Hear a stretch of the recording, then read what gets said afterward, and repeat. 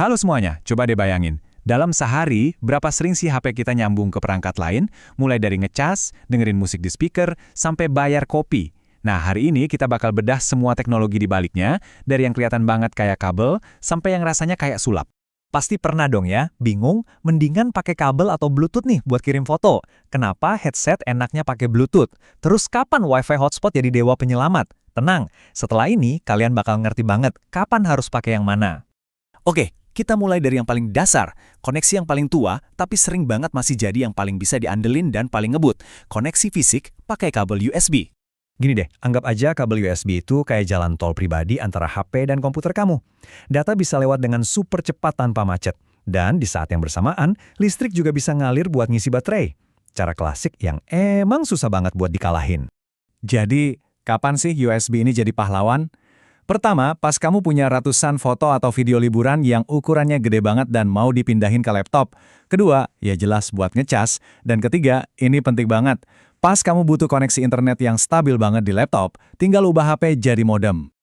Jadi ini plus minusnya. Kamu dapat kecepatan dan stabilitas yang top banget, bahkan bisa sambil ngecas. Tapi ya itu, kamu jadi kayak terikat sama kabel. Jadi kurang praktis kalau kamu butuh gerak bebas ke sana kemari.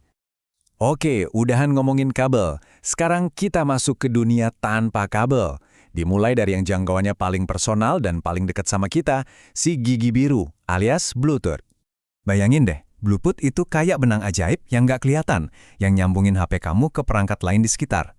Kamu cuma perlu kenalin mereka sekali, istilahnya di pairing, dan setelah itu koneksinya bakal otomatis jalan terus. Simple. Nah, ini dia dunianya Bluetooth. Headset TWS, smartwatch, speaker portable, semua aksesori ini ngobrol sama HP kamu ya lewat Bluetooth. Bisa juga sih buat kirim file kecil atau tethering, tapi jujur aja, itu bukan jagoannya dia. Kelebihannya jelas banget, bebas kabel dan irit baterai. Tapi kekurangannya juga nyata. Mindahin file rasanya lama banget dan jangkauannya terbatas. Pernah kan lagi asik dengerin musik di speaker, terus kamu jalan ke kamar sebelah, musiknya putus-putus. Nah, itu tandanya kamu udah ngelewatin batas jangkauannya. Sekarang kita naik level. Dari koneksi personal, kita geser ke jaringan yang lebih luas. Kita bakal bahas Wi-Fi, tapi dari sudut pandang yang beda. Yaitu pas HP kamu yang jadi sumber internet buat perangkat lain. Istilah router mini ini pas banget. Jadi, HP kamu itu seolah-olah menyulap paket data internetnya jadi sinyal Wi-Fi, bikin jaringan internet pribadi kamu sendiri. Nah, inilah yang kita kenal sebagai personal hotspot atau tethering Wi-Fi. Wah, ini sih fitur penyelamat banget. Pas Wi-Fi di kafe lagi mati, atau kamu lagi di jalan, kamu bisa langsung bikin kantor atau pusat hiburan dadakan dimanapun.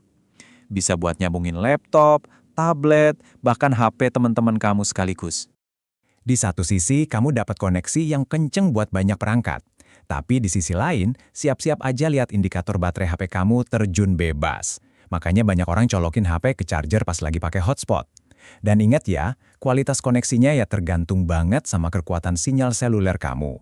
Selanjutnya, kita bahas koneksi yang paling cepat dan rasanya tuh kayak sulap. Nggak perlu pairing, nggak perlu masukin password, cuma butuh satu sentuhan. Selamat datang di dunianya NFC. Kuncinya itu ada di namanya Near Field, alias komunikasi jarak dekat. Deket banget. Teknologi ini emang dirancang bukan buat kirim-kirim file gede, tapi lebih kayak buat salaman digital yang super cepat dan aman. Cukup deketin, tap, dan urusan beres. Contoh paling umumnya, pasti pembayaran digital. Gerakan tap HP kamu di mesin kasir, itu NFC lagi kerja. Selain itu, bisa juga buat tukeran kontak dengan cepat, atau buat isi ulang saldo kartu uang elektronik kamu. Praktis abis. Nah, ini bagian cerdasnya. Jangkauannya yang cuma beberapa sentimeter itu, yang sekilas kayak kekurangan, justru itu yang bikin dia super aman. Orang lain nggak akan bisa nyuri data pembayaran kamu dari jauh.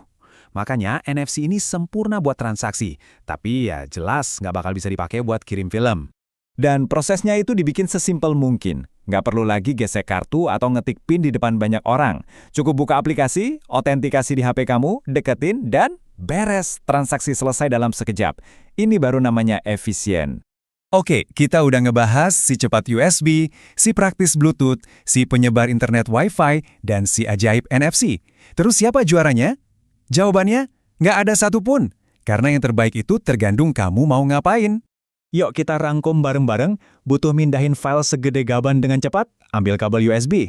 Mau dengerin musik tanpa ribet kabel? Bluetooth jawabannya. Butuh internet buat laptop mendadak? Nyalain hotspot Wi-Fi. Mau bayar belanjaan satset? Tempelin aja HP kamu pakai NFC. Masing-masing punya tugasnya sendiri-sendiri.